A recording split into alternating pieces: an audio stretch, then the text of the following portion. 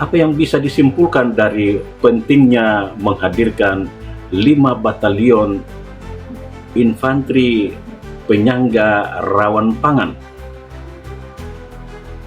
kaitan dengan tujuan penguatan pangan lokal untuk mendukung program makan bergizi gratis?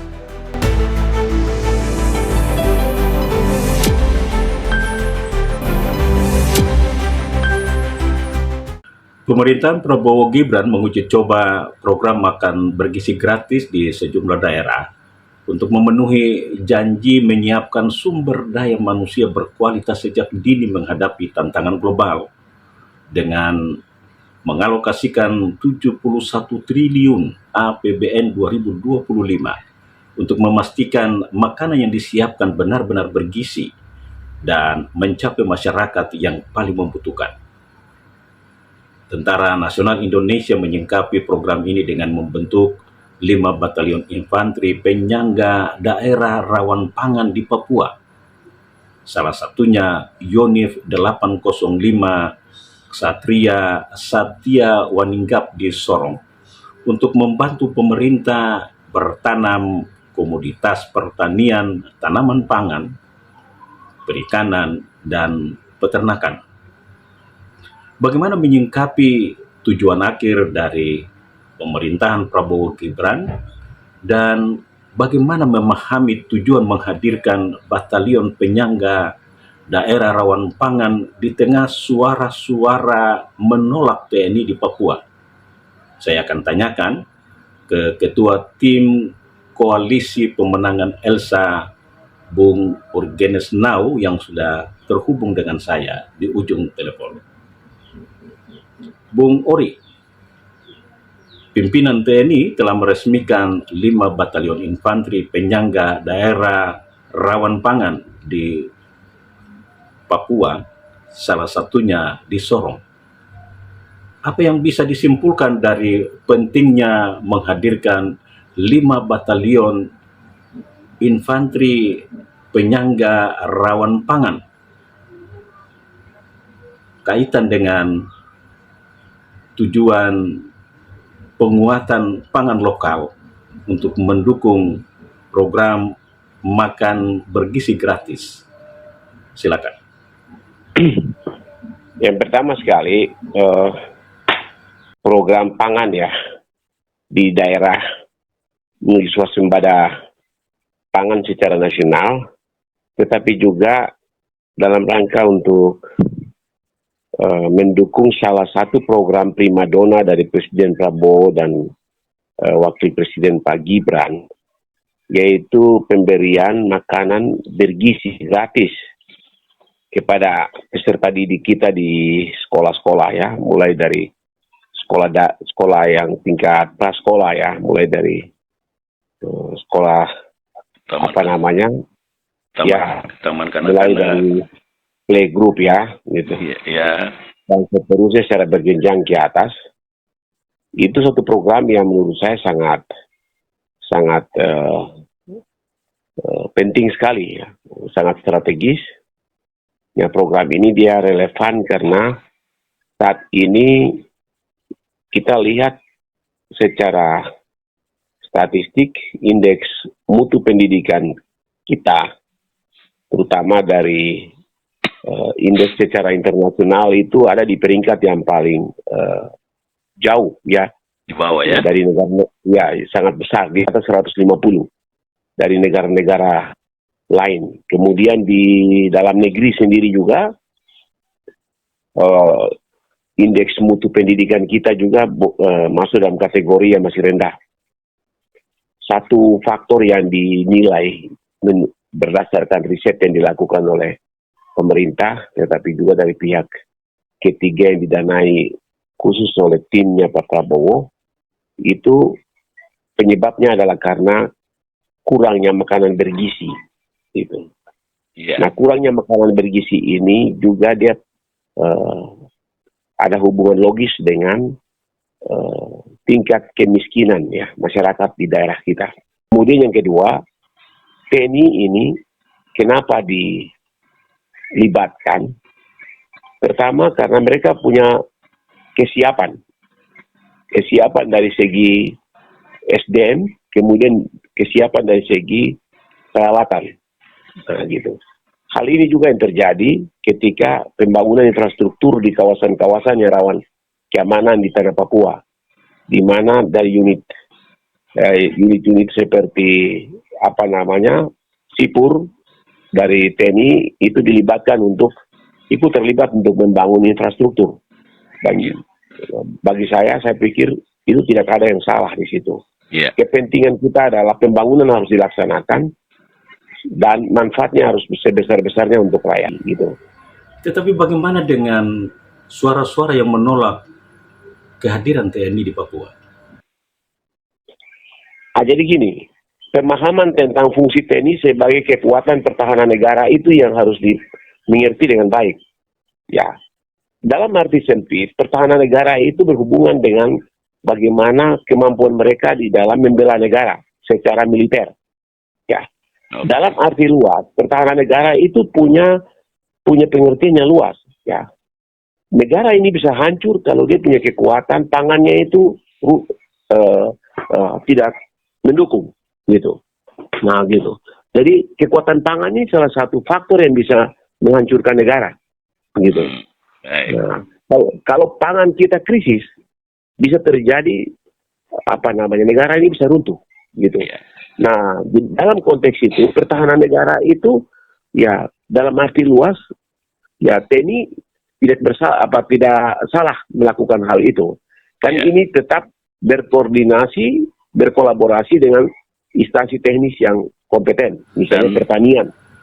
Sebagai ketua tim koalisi pemenangan Elisa Kambu Ahmad Raun yang oleh KPU telah ditetapkan sebagai pemenang Pilkada Papua Barat Daya, masukan penting apa yang akan disampaikan untuk mengoptimalkan pangan lokal bagi program makan bergizi gratis di Papua Barat Daya? Ini ada 2 program, Pak. Jadi program yang pertama itu pembangunan lumbung pangan nasional ya. Ya sementara ini 1 juta hektar dicetak di Merauke. Gitu. Kemudian nanti disusul dengan daerah-daerah lain. Itu program jangka panjang, Pak. Sedangkan program yang jangka pendek, yang segera mendesak prioritas karena urgensinya tinggi, itu pemberian gizi. Makanan bergizi ya, nutrisi bergizi kepada anak-anak kita di sekolah. Dan ini bukan program yang pertama dilakukan di dunia ya. Kita ikuti perkembangan contoh seperti di China. China itu dari kecil anak-anak itu sudah dididik untuk pertama berjiwa otonom, berjiwa mandiri, gitu. Kemudian anak-anak di sekolah tidak pulang, mereka disediakan makan langsung di sekolah, gitu.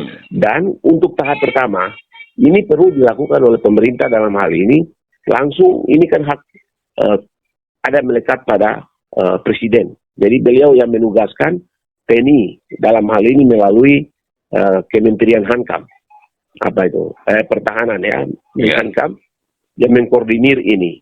Kedepannya kalau sudah program ini jalan, saya pikir akan dievaluasi. Bagi saya, masyarakat tidak usah a priori ya dengan program ini lalu mengkait-kaitkan bahwa Papua ini daerah konflik. Saya pikir itu tidak ada korelasi, ya. Nah, tidak ada korelasi. Dan sekarang kita lihat bagaimana sekolah-sekolah kita ini program ini bisa menjangkau di daerah-daerah terpencil, terpencar, terdepan ya, gitu. Yang ada di. Nah, itu saja dulu. Kalau program itu lebih banyak kasih makan orang di kota, kemudian di kampung-kampung sana tidak dijangkau, saya pikir itu bukan sasaran dan itu bukan harapan dari Presiden Prabowo. Pertama kita akan minta kepada pemerintah pusat melalui Kementerian Hankam supaya masyarakat lokal itu dilibatkan berpartisipasi untuk menyediakan bahan-bahan baku. Ya, jadi untuk suplai bahan baku, ya makanan seperti telur, sayur, daging, rempah-rempah itu dari daerah, gitu. Dan untuk itu harus ada keterbukaan manajemen sehingga apa yang menjadi porsi yang dikerjakan oleh pusat, apa yang dikerjakan oleh daerah. Dengan demikian itu juga kita untuk menekan inflasi di daerah. Kita juga supaya perputaran uang di bawah itu cepat, lalu pertumbuhan ekonomi itu dipacu. Dengan demikian ini upaya kita untuk menekan angka kemiskinan itu bisa dilakukan. Nah, kalau program ini katakanlah telur misalnya, masa harus datangkan dari Manado, Surabaya. Sementara untuk beternak telur itu apa susahnya?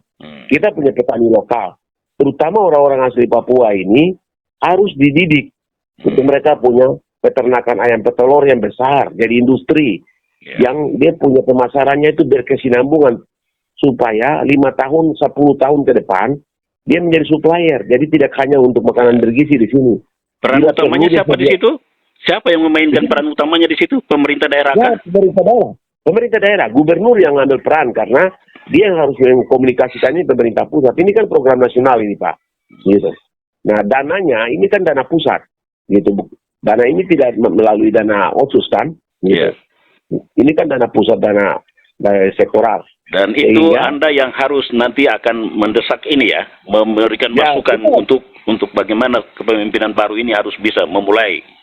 Oh iya, itu salah satu tugas Gubernur Elisa Kambu nanti komunikasikan itu dengan Bapak Presiden dan Bapak Menteri Pertahanan Keamanan, Menteri Pertanian, Menteri-Menteri terkait untuk menyampaikan gagasan ini sehingga kalau program ini di tahun pertama ya daerah belum dilibatkan, paling tidak kita sudah harus mempersiapkan ya masyarakat lokal untuk komoditi-komoditi yang tertentu yang dibutuhkan. Bagaimana mengajak lawan politik khususnya masyarakat untuk mensukseskan program ini? Iya. Pertama saya ucapkan terima kasih ya atas nama Bapak Elisa Kambu dan Bapak Ahmad Nausrau kepada seluruh masyarakat Papua Barat Daya yang sudah mendoakan dan juga memberi dukungan mayoritas mutlak kepada pasangan Bapak Elisa Kambu dan Bapak Ahmad Nausrau sehingga menjadi gubernur terpilih dalam Pilgub kemarin 27 November. Nah, selanjutnya ini proses sekarang ada gugatan ke Mahkamah Konstitusi itu program yang saya pikir itu biasa. Ya, program yang menjadi satu hak konstitusional daripada kandidat yang merasa dirugikan. Dan kami mengapresiasi itu karena tidak dilakukan cara-cara yang barbar atau primitif untuk menuntut hak-hak politik mereka, tapi mereka melalui saluran konstitusi negara yang resmi.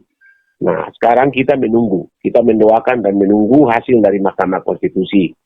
Sambil, ya, sembari kami juga mengajak kepada kandidat-kandidat yang lain, mari kita bersama-sama berpikir yang konstruktif dan jauh ke depan, bagaimana kita membangun masyarakat di daerah kita ini supaya cepat maju dan harapan kehadiran provinsi ini untuk akselerasi pembangunan untuk kesejahteraan masyarakat ini bisa terwujud gitu. Terima kasih Bung Ori yang sudah berbagi bersama kami dan saudara apa yang disampaikan politisi Gerindra Papua Barat Daya terkait peran TNI dalam mendukung program ketahanan pangan. Diakui Kepala Staf TNI Angkatan Darat bahwa personil Batalion Penyangga Daerah Rawan Pangan di Papua telah dibekali dengan pengetahuan teknis pertanian secara menyeluruh di Universitas Pertahanan agar program produksi pertanian tanaman pangan, peternakan, dan perikanan bisa digerakkan sesuai yang diharapkan. Kedaulatan pangan yang menekankan pada upaya penguatan pangan lokal bertujuan agar bisa dikendalikan masyarakat setempat mengatasi kekurangan keamanan pangan sehingga perlu mendapat dukungan semua pihak. Semoga perbincangan ini bermanfaat dan sampai bersua lagi.